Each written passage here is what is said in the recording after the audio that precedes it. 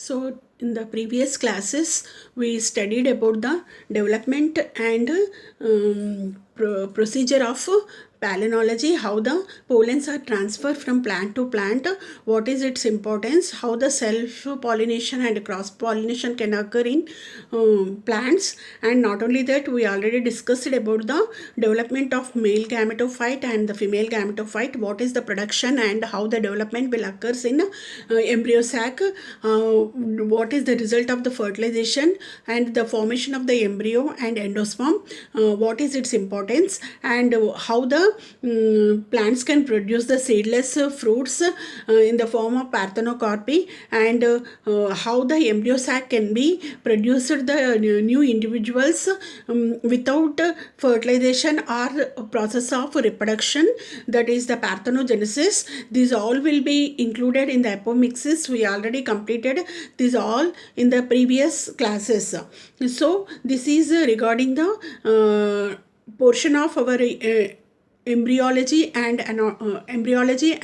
palynology, which is present in our third semester second year portion. So this today is the last class that we discussed on the application of the palynology. So we can completed regarding the embryology and palynology portion. In the next class we continue the anatomy. Okay. So today our topic is the application of the palynology. All of you know palynology is nothing but the study of pollen grains and spores. So mostly they are regarding the male sex organ. So the in the next slide you see the palynology is nothing but it is the study of development of male sex organ, and they are mostly known as the pollens and spores. So spores are generally they are haploid cells, that is the N, and they are derived from the sporangium via meiosis. So the palynology is nothing but it is the study of the pollens and spores. So these spores are haploid cells. They are derived from the sporangium via meiosis, and they are nothing but the immature endospermic male gametophyte, and they are derived from the male spores, nothing but the microspores in seed plants. Okay, clear now? So you already know it. This palynology was first time introduced by the Edmund. He was considered as the father of palynology. Very good. So next, so the palynological characters. So our main topic is the applications. The first time the PKK Nair that the palynological characters have been used in solving several taxonomic problems, including the responsing of several different taxa, interpretation of problems related to the origin and evolution in different groups. Clear now? So we discussed one by one. That is the role of palynology in plant systematics. All of you know the pollen is nothing but the male sex organ. It is developed from the male gametophyte. At the initial stage it is haploid, and mostly the pollens are developed from the microspore mother cells. During the development it undergoes the meiotic cell division and develops into diploid. That means the two cells with the two nuclei, again they undergo the second meiotic division and produce it into four. These all we completed in the previous classes. And what is the structure of the pollen grain? All of you know it. That is the pollen has a outer hard thick spiny layer known as the anexine, and inner to the exine there is a layer called a thin wall layer called the intine, and this exine and intine are give the protection to the inside the cytoplasm and the nucleus of the pollen. And all of you know how the exine will be broken and how the cell will be protruded out. That means the intine layer will be protruded and develops into a pollen tube. This all you know it, and this male cell contains the generative cell and two male gametes. This all you know it. See here, there is the different shapes of pollens according to this shapes and structure we already completed in the last classes in the introduction, and the importance of the pollen palynology and how the classification of plants can be occurs. What is the taxonomical revolution of the plants I already completed in the previous class. But just you see here, so many pollen grains are having, they are tetrahedral, diagonal, polyed, etc. See here, see, so many pollen grains, single and bi, tetra, tri, poly, etc. Rhomboidal. See here. So, according to this structure, due to consideration of the structure and shape of the pollen, the taxonomic relevance, that means the classification, they are considering the number and position of the aperture in the on the surface of the pollen. In the last class also we completed the importance of the NPS system of classification. You already know it. The NPS system is nothing but the number, position and the character of the pollen on the surface of the pollen grain. Okay, so this is, see here, acanthomorph from the Latin. Okay, so see, this is a star-shaped structure, that is the polygonomorph. Poly means many. Next, netomorph, that means the net-like, spindle-like structure. And here, decomorph. Prismalomorph. So many types of pollens, oomorph, necomorph, pteromorph, spanomorph, etc. These are present in different plants of the families. See here, how the pollen during the development, how the pollen can produce it into tetrad formation. See here, the four cells here will be eventually become pollen grains. They are mostly male sex organs, you know it. So since there are four together, the structure is called as a tetrad. There is no relation to the tetrads. For that means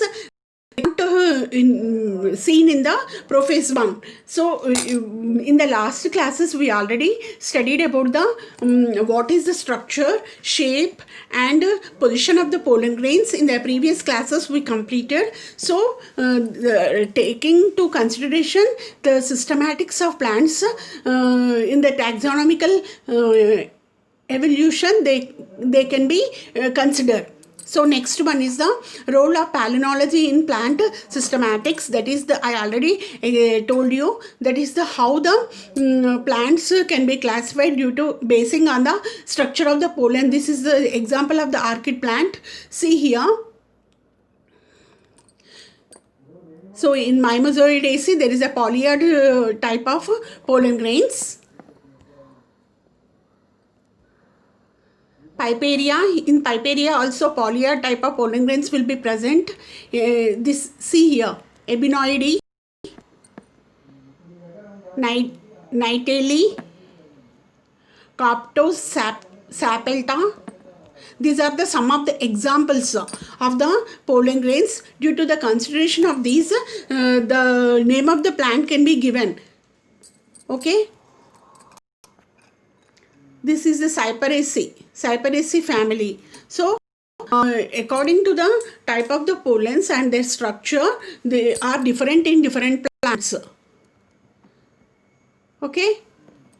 So, next, the pollen morphology does not support sharp demarcation between the dicotyledons and the monocotyledons. Mostly there are considered the three important things, that is the three evolutionary stalks among the angiosperms, that is monocot stalk and Magnolia dicot stalk and Rhenalian dicot stalk. So these three important evolutionary things can be considered in the naming of angiosperms. Okay, this is the fossil pollen types. See here, we already discussed in the previous class. Pollen can be helpful in the development of the evolutionary trends. That is the fossil. When you consider the age of a plant, this fossil pollen also considered to in the records. Okay, so see here, this is the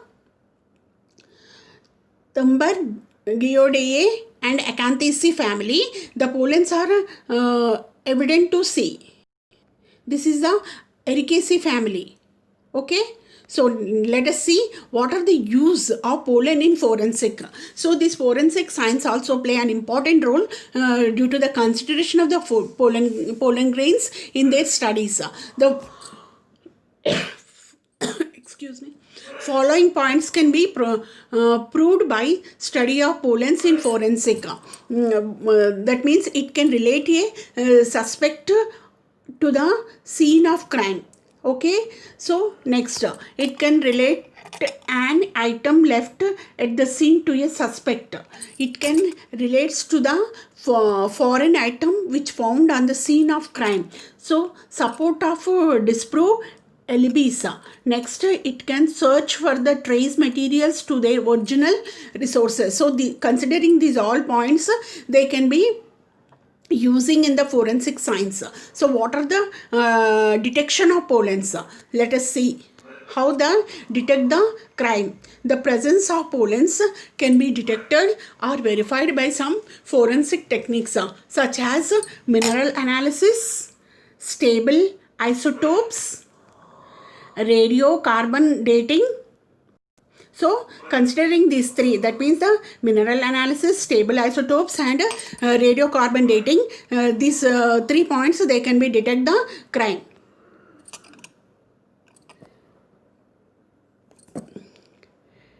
Next. So first, use of pollen in criminal investigations. So in first time, the country of New Zealand world in the use of forensic science, forensic palynology, and in the detection of the crime, that is the acceptance of the type of evidence in court. Okay, next, work of palynologist. The first task of forensic palynologist is to try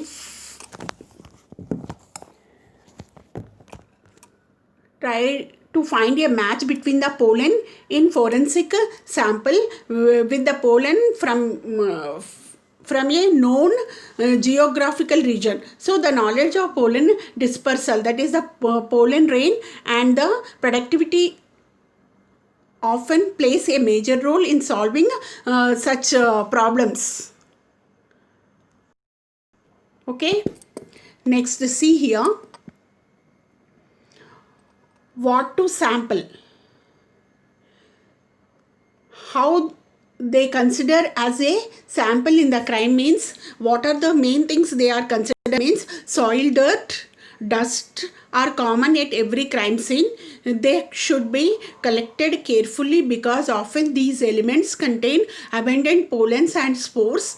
The samples of dirt collected from the clothing, skin, hair, shoes, or the car of a victim might prove useful in linking the victim with the location the crime occurred. Okay.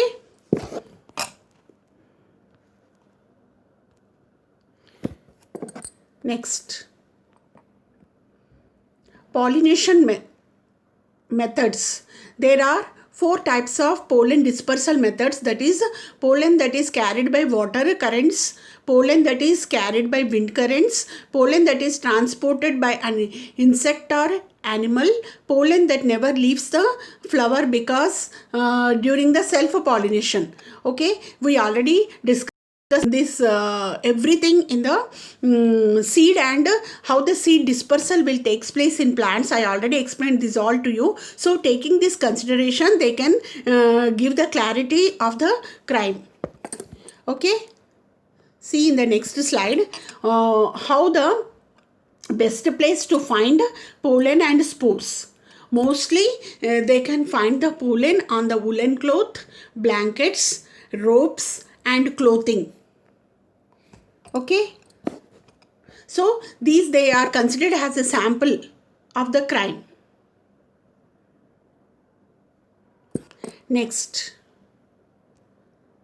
so the forensic palynology is useful even if no soil traces can be detected or seen by the naked eye on samples. There is no time bound for pollen analysis. It can be performed in investigation after years since the crime committed. Okay, see here there is the no time bonded will be takes place if the crime is appeared in the last so many years or the present. They are taking the importance to analyze the pollen. Okay, so the investigation can take any years since the crime committed. Clear now?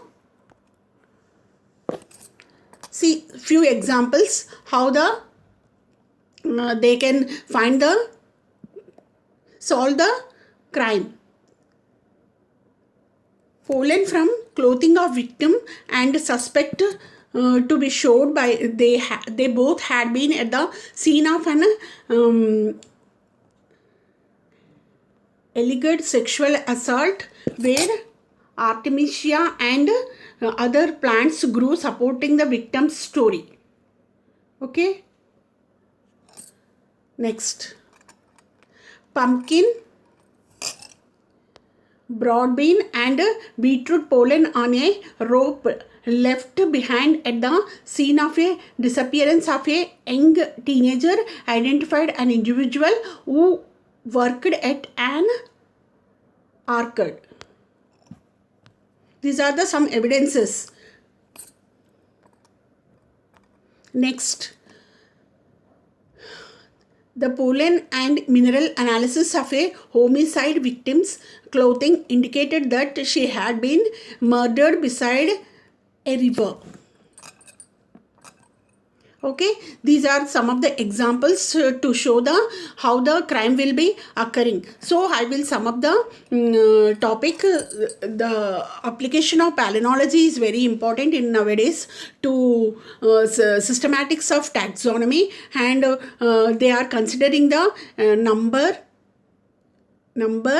position and characteristic of an aperture. We already discussed it in the previous class. That is the NPC system of classification, and how the plant systematics, this palynology can be useful to basing on the evolutionary characters. And one more important thing is using in forensic science how the victims can be identified. So I will conclude the topic, and it is clear to you now. So the palynology is nothing but it is the study of pollens and spores of male gametes, and they are useful in the so many applications like forensic science and the plant systematics. Okay, thank you.